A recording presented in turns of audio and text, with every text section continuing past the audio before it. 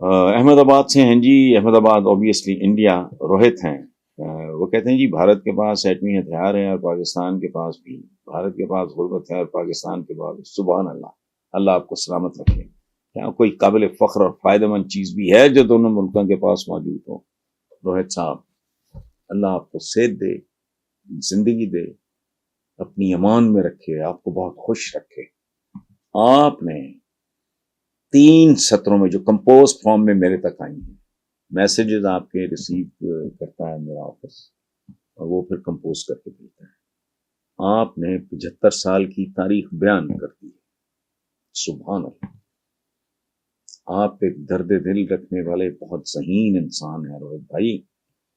سبحان اللہ. میں پھر پڑھتا ہوں، لوگ ایک بار پھر سنیں کہ بھارت کے پاس ایٹمی ہتھیار ہے اور پاکستان کے پاس بھی. بھارت کے پاس غربت ہے اور پاکستان کے پاس بھی. کیا کوئی قابل فخر اور فائدہ مند چیز بھی ہے جو دونوں ملکوں کے پاس موجود ہے؟ سبحان اللہ.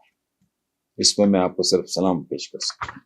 آگے ہیں جی ساحر علی ہیں جیلم سے. وہ کہتے ہیں کہ آپ اپنی ویڈیوز میں اکثر پنجاب یونیورسٹی میں گزرے دنوں کا تذکرہ کرتے ہیں. پوچھنا چاہوں گا کہ گزرے وقت کے ساتھ اس یونیورسٹی میں معیار تعلیم بہتر ہوا ہے یا خراب، اور پنجاب یونیورسٹی دنیا کی چند معیاری یونیورسٹیوں میں کیوں شامل نہیں؟ ساحر علی صاحب، پہلی بات تو یہ ہے کہ آپ کا صرف یونیورسٹیوں کو چھوڑیں، آپ کی کیا چیز ہے جو انٹرنیشنل لیول پہ جس کی کوئی رینکنگ ہو، کوئی اوقات ہو، کوئی حیثیت ہو؟ آپ مجھے بتا دیں. اس ملک کا عدالتی نظام بتا دیں، اس ملک کی فی قسامنی، اس ملک کی اکانومی، اس ملک کی اخلاقیات. اسلام اسلام اسلام تو کرتے رہتے ہیں، جمعے کے جمعے واضح بھی ہوتے ہیں، بڑے لیکچر بھی ہوتے ہیں، تبلیغی جماعتیں بھی ہیں، مبلغ بھی پھر رہے ہیں، بٹ ہمارا کیریکٹر کیا ہے؟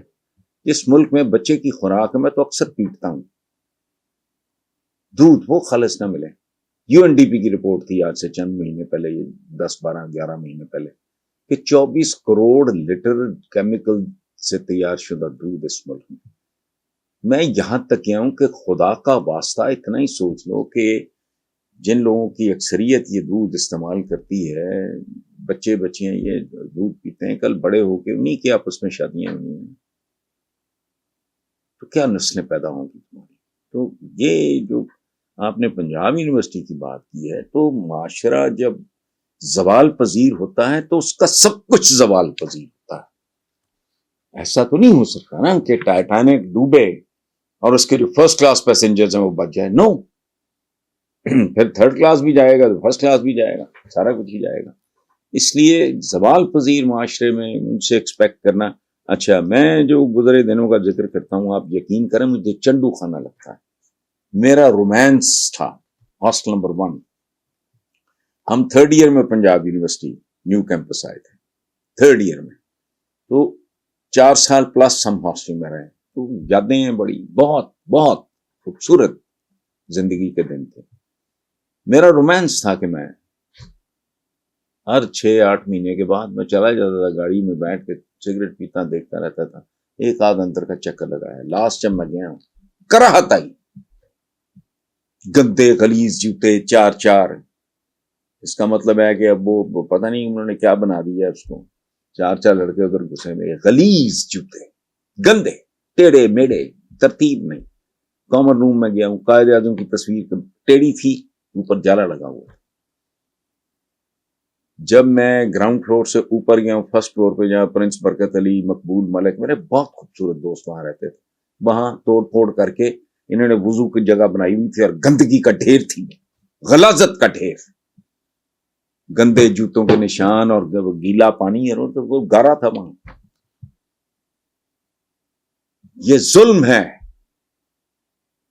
وہ جاؤ مرو جہاں کے جہاں کرنا ہے تم نے وضو وہاں جا کے کر لو. اوپر توڑ پھوڑ کر کے اتنا خوبصورت وہ کوریڈور تھا، اس کو عجیب و غریب بنایا ہوا، اس کی جگہ نہیں ہے.